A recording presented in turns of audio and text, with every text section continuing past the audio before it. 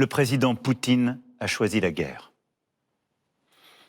Cette guerre n'est pas un conflit entre l'OTAN et l'Occident d'une part et la Russie d'autre part. Kiev en alerte quasi permanente. L'hypothèse d'une attaque terrestre russe plane plus que jamais sur la capitale. Il n'y a pas de troupes ni de bases de l'OTAN en Ukraine. Ce sont des mensonges. La Russie n'est pas agressée, elle est l'agresseur.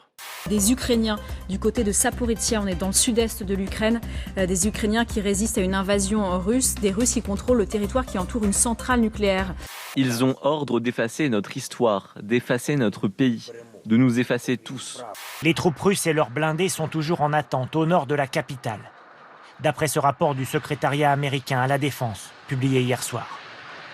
Ils font face à une résistance plus importante que prévu. Ils ont aussi des problèmes d'approvisionnement. Bonjour, vous êtes sans panne? Vous voulez que je vous remorque jusqu'en Russie? Vous savez où vous allez? Vous êtes sur la route de Kiev, là, hein? Ah bon? Il faut pouvoir tenir tous les bouts, pouvoir exercer les pressions les plus fortes sur Poutine, sur les dirigeants russes, sur les oligarques, les condamner économiquement, geler leurs avoirs. RT France est en direct pour encore quelques minutes, quelques heures. C'est officiel, la chaîne d'information russe cessera d'émettre aujourd'hui, décision prise par l'Union européenne. Vous voulez réquisitionner les villas des oligarques russes au profit des réfugiés ukrainiens? Eh bien, au moins, ces villas serviront à quelque chose. Le fait qu'un dictateur russe ait envahi un pays étranger a un coût pour toute la planète. Je prends des mesures fortes pour m'assurer que nos sanctions fassent mal à l'économie russe. L'Assemblée générale des Nations unies a condamné par un vote écrasant cette agression. La communauté internationale a ainsi montré son unité. Les équipes sportives de Russie ont été exclues des grandes compétitions internationales.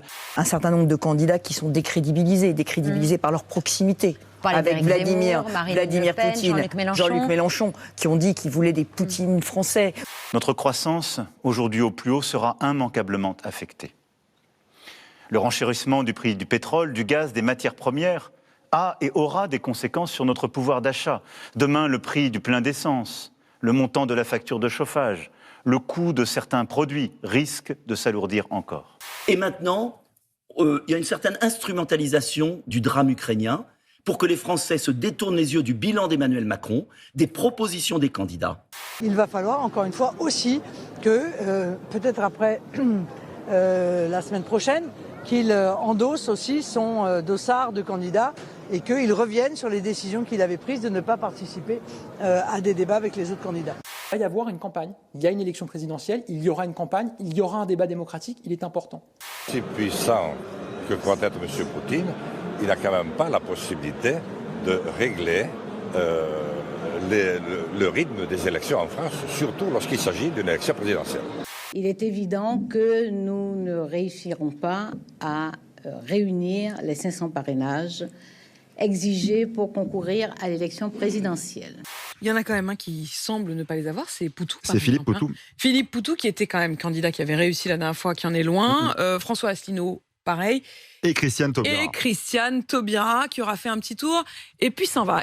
Le décès de Jean-Pierre Pernaut, journaliste, présentateur emblématique de la chaîne. Jean-Pierre Pernaut qui avait 71 ans.